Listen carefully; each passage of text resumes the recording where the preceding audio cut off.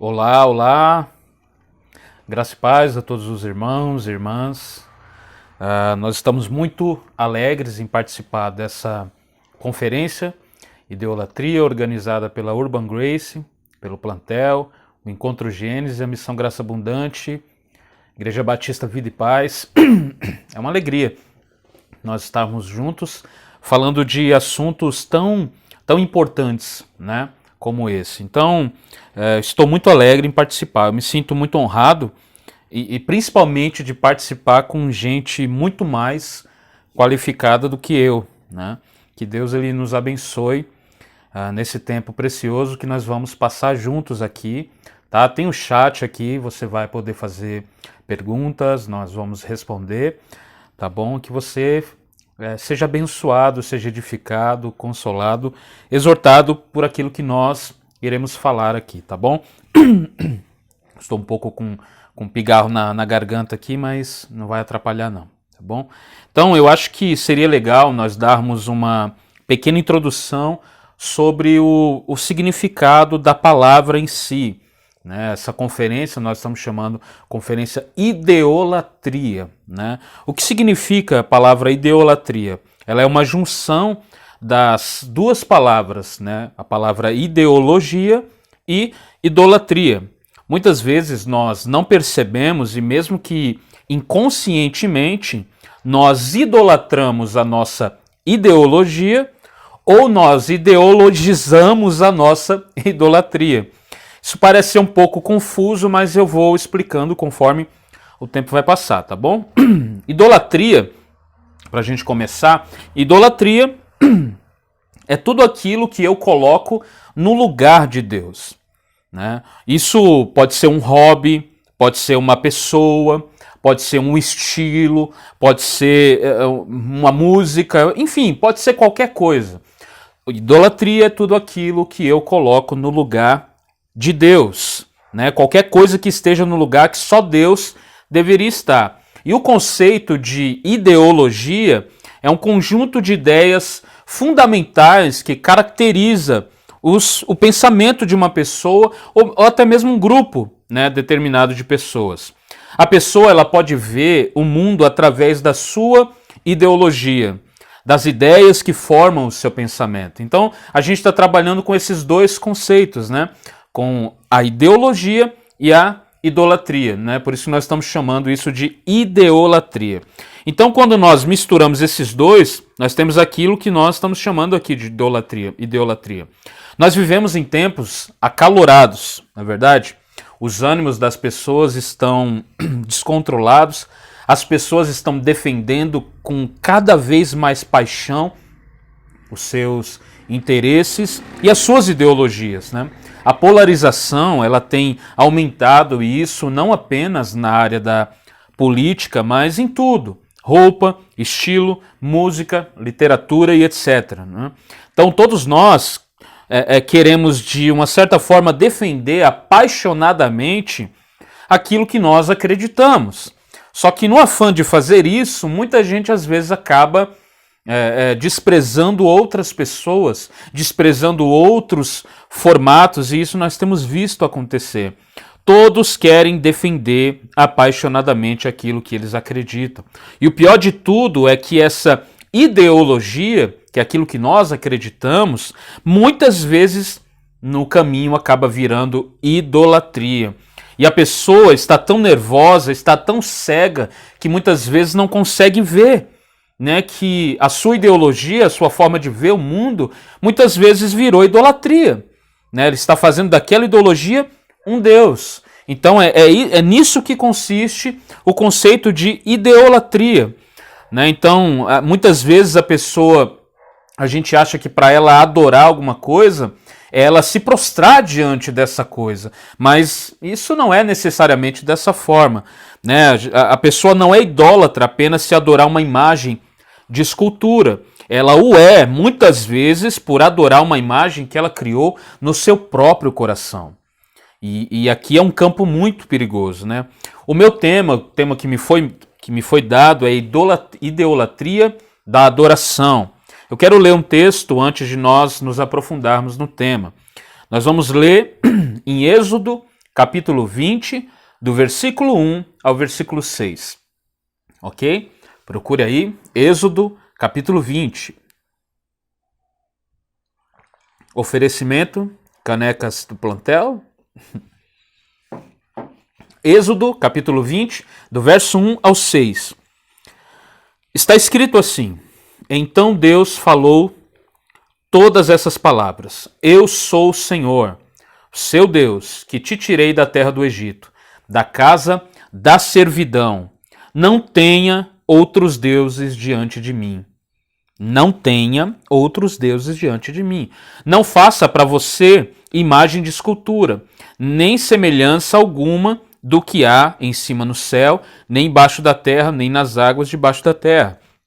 Não adore essas coisas, nem preste culto a elas, porque eu, o Senhor, seu Deus, sou Deus zeloso, que visita a iniquidade dos pais nos filhos, até a terceira e quarta geração daqueles que me odeiam, mas faço misericórdia até 1000 gerações daqueles que me amam e guardam os meus mandamentos.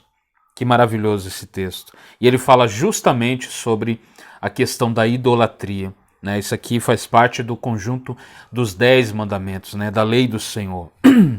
Então nós temos aqui um mandamento do Senhor. Ele não apenas ordena que nós não façamos imagens de escultura, mas ele também diz que nós não devemos adorar as coisas. Não adorem as coisas, ou seja, coisas semelhantes que há em cima do céu, debaixo da terra. Nós não devemos adorar exatamente nada além do Senhor. Não podemos adorar, colocar a nossa fé, colocar a nossa expectativa em algo que não é o Senhor, em algo que não é Deus. Só Ele é digno da nossa adoração. Quando nós idolatramos as nossas preferências, consequentemente nós adoramos essas preferências, essas coisas no lugar de Deus. Isso acontece automaticamente.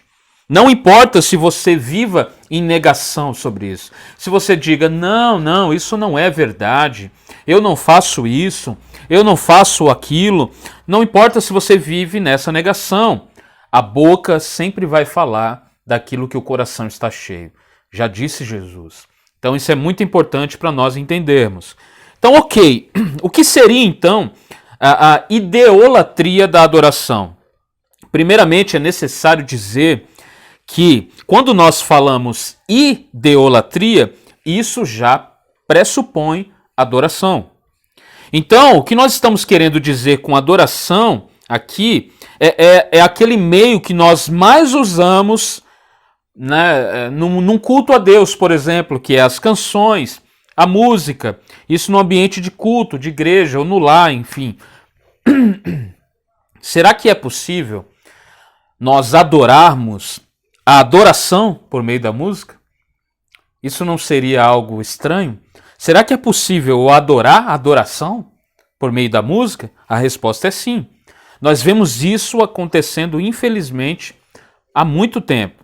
Por exemplo, em alguns séculos passados, para evitar essa questão, para evitar esse apego das pessoas pela música, pelos instrumentos, pela harmonia, pela melodia, alguns líderes, em alguns séculos passados, proibiram instrumentos, em alguns casos até a música mesmo só cantada.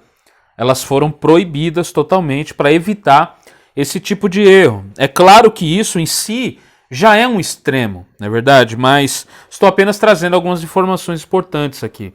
Era comum as pessoas chamarem um cantor, antigamente, por exemplo, de meu ídolo, não é verdade? Muita gente às vezes falava isso, Esse aqui é o meu ídolo. E nós vemos isso até nos dias de hoje. Quando a pessoa se converte, isso claramente muda. Mas infelizmente a pessoa ela pode desenvolver esse mesmo erro e pecado dentro dos nossos arraiais. A pessoa pode desenvolver esse mesmo pecado. Nunca antes, meus irmãos, minhas irmãs, foi tão importante nós falarmos sobre idolatria. Então vamos lá, eu quero dar alguns exemplos aqui, depois eu vou trazer algumas recomendações para a gente finalizar. Vou dar 2 exemplos, tá?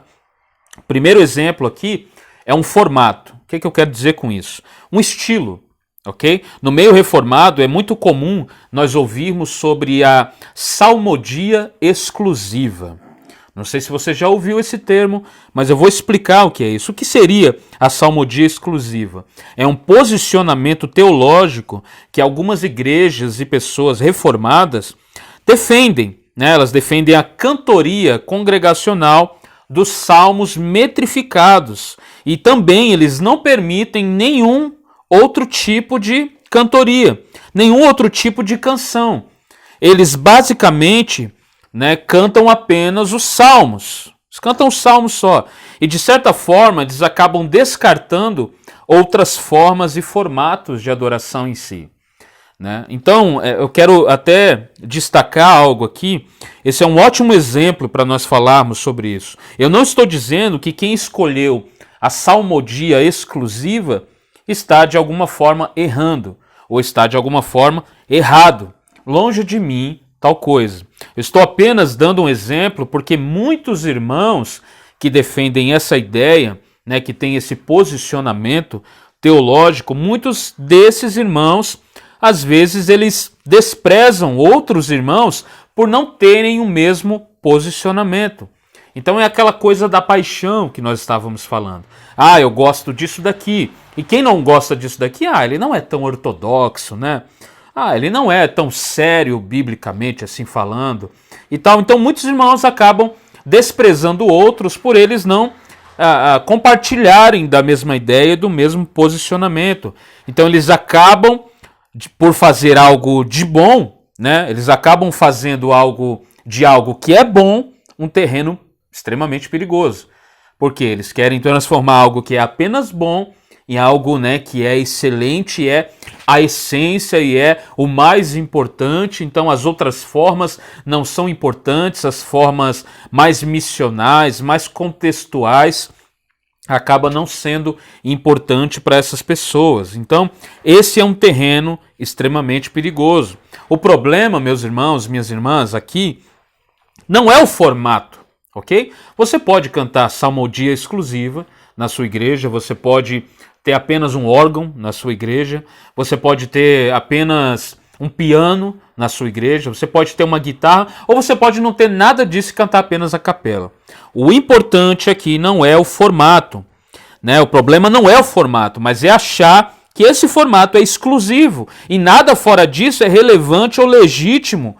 Então, isso acaba indo para uma idolatria, né? É você transformar a sua ideologia em idolatria. Então acaba sendo uma ideolatria, né? Porque você está defendendo a exclusividade de um formato e achando que ele é essencial, né? E você, ao fazer isso, acaba desprezando as outras formas como se fossem inferiores, né? E você acaba colocando isto, né, que você acredita, a sua ideologia, como um ídolo. Isso é muito perigoso. Um outro exemplo que eu quero usar para a gente caminhar aqui para o final é a adoração que muita gente presta para figuras do meio gospel. Muita gente acaba tendo uma dificuldade, né, em administrar essa questão. Né? A gente vê isso acontecendo muito. Cantores famosos são mais adorados que muitas esculturas por aí. E isso muitas vezes até no meio cristão. É muito comum ver, por exemplo, evangélicos falando mal dos católicos romanos, né, por causa das imagens, por causa da adoração das imagens. Mas infelizmente isso acontece também no nosso meio. Nós temos pessoas adorando pessoas, cantores, músicos, estilos, formatos e etc. Agora, como isso vira adoração ou idolatria? É quando as nossas ideologias são adoradas como tendo a última palavra, como sendo a coisa mais importante, né? Como sendo as mais importantes. Quando ficamos irados por ver alguém criticando, né, as formas que nós adoramos, os formatos que nós adoramos. A gente fica irado, as pessoas ficam iradas, por exemplo, quando defendem quando alguém fala mal daquilo que ele mais ama, daquilo que ele mais adora, e quando isso está no lugar de Deus, então nós temos aqui de novo o que nós chamamos de idolatria. Então a idolatria da adoração, esse tema que me foi dado aqui, diz respeito exatamente a isso, né? Nós usamos dois exemplos aqui, né? Um formato, né? E a questão da adoração em si, que muita gente às vezes coloca sobre o ídolo, usa um cantor famoso, usa alguma pessoa como ídolo, né? Eu já vi tantos shows, tantas coisas assim, que a pessoa coloca aquelas faixas, né, dos cantores, e o problema às vezes não é nem a faixa, não quero aqui ser um legalista, não tem problema se usar uma faixa, agora a questão é quando o seu coração diz isso. A questão é quando esse cantor, essa banda, isso para você é algo que você não pode viver sem. Você fica irado ao ver alguém falando contra, ao ver alguém fazendo uma crítica construtiva. Você não consegue conviver, há uma ira no seu coração. Então, isso daqui é muito perigoso. Quando nós ficamos irados, isso já pressupõe uma idolatria do nosso coração. Isso daqui, meus irmãos, é algo que nós devemos descartar. Não apenas descartar, mas nós devemos combater. Né? Tudo isso vira idolatria e por isso deve ser combatido. E concluindo aqui, eu quero deixar uma recomendação aos irmãos que estão acompanhando, né, esses temas que têm sido tão importantes. A gente vive agora num momento, como eu já disse no começo, de polarização. Então as pessoas estão muito acaloradas, estão muito nervosas e muitas vezes não conseguem conviver com o outro, não consegue conviver com um outro posicionamento, né, diferente do seu. Então, meus irmãos, uma das coisas que você precisa ver para sondar o seu coração é, se você fica irado por falarem mal daquilo que você mais ama e que não é Deus, você deve sondar o seu coração. Não ame mais os formatos, estilos musicais, cantores ou músicos, muito mais do que você deveria amar o Senhor. Como nós falamos que amamos o Senhor, adoramos o Senhor, mas nós passamos mais tempo com essas coisas do que com o Senhor. Então, qualquer coisa que nós fazemos pode se tornar um ídolo. E principalmente essa questão da música, essa questão da adoração, né, no culto, do formato, como eu disse, no estilo. Isso pode se tornar um ídolo também. Nós precisamos entender que Deus está acima de tudo isso. Que Deus ele não está condicionado, Deus não está limitado a um estilo. Deus não está limitado a um formato da minha preferência. Deus não cabe nas nossas caixinhas teológicas. Deus está preocupado com o coração. É por isso que Jesus disse que chegaria uma hora, e já chegou, que os verdadeiros adoradores adorarão o Pai em espírito e em verdade. Ou seja, não importa mais a questão geográfica, como a mulher samaritana estava dizendo, no Monte Gerizim, não importa mais a questão do formato, da liturgia, tudo isso, irmãos, é importante. Eu não estou dizendo que não é. Ok? Não estou defendendo aqui um culto confuso. Ok? Tudo isso tem a sua importância, mas isto não pode ser colocado no lugar que só Deus pertence. E esse lugar é o nosso coração. Nós precisamos ter um altar de adoração e nesse altar só tem espaço para o nosso Deus. Não cometa esse pecado. Não cometa o pecado de colocar coisas no lugar de Deus. A glória ela só pertence a Cristo Jesus e ninguém mais. Todas as formatos estéticos, louvem a Deus, porque só Ele é digno. Não é isso que o Salmo diz? Todo aquele que tem fôlego, louve. Louve o Senhor, tudo que tem fôlego, louve o Senhor. Então nós não precisamos nos deter nessas coisas que são secundárias.